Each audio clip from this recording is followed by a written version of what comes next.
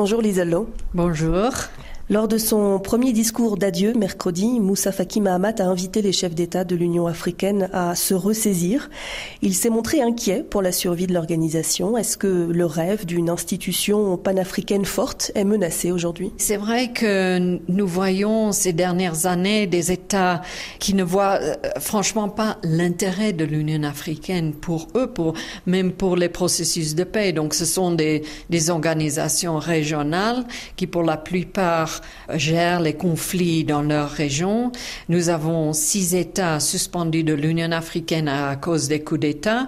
Il y en a peut-être 1 ou 2 qui éventuellement vont revenir, mais surtout les États de l'AES maintenant sont isolés et nous voyons le dialogue entre l'Union africaine et ces États ne sont pas vraiment entamés. Donc je pense que l'Union africaine de son côté n'a pas montré vraiment son efficacité.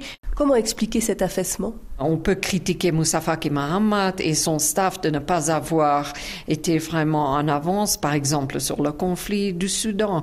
C'est le conflit avec l'impact humanitaire le plus grave au monde, mais on n'en parle pas. Au minimum, on aurait voulu voir l'Union africaine mettre l'accent sur ces graves conflits dans toutes les réunions à l'ONU, dans les réunions internationales. Mais aussi, bien sûr, nous sommes dans un contexte international où le multilatéralisme vraiment est en crise. Donc, c'est pas totalement aussi le faute de l'Union africaine, mais d'autres facteurs internationaux. Est-ce que l'élection de Donald Trump aux États-Unis rend l'Union africaine encore plus seule face à tous ces défis? C'est vrai que c'est très inquiétant parce que c'est un peu imprévisible. On ne sait pas quels vont être l'impact, par exemple, sur la force de l'Union africaine en Somalie, qui dépend beaucoup de financement de l'ONU. Et les États-Unis sont un grand financement du budget des opérations de paix de l'ONU. Ça peut avoir un impact, mais ça ne va pas vraiment avoir un impact direct sur l'Union africaine en tant qu'organisation. Au cœur de ce sommet, il y a bien sûr le conflit dans l'est de la RDC avec un risque de déflagration régionale. Le Conseil paix et sécurité a entériné hier la fusion des processus de Luanda et Nairobi. Est-ce que c'est une bonne idée? C'est une bonne idée s'il n'y a pas trop d'initiatives parallèles, trop de médiateurs. Et l'inquiétude, c'était un peu que le processus de Luanda ne disparaisse parce que l'EAC, à un moment donné, voulait un peu que le processus de Nairobi soit le seul processus. Donc, convaincre la RDC de dialoguer avec le M23.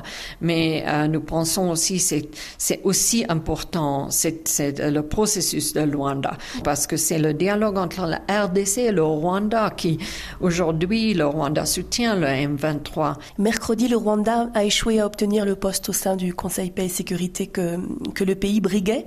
Le Rwanda est arrivé 3e derrière l'Éthiopie et la Somalie. Est-ce qu'il faut y voir une forme de sanction de la part des États membres? C'est possible. C'est vrai que le Congo, RDC, est toujours un membre pour 2 ans.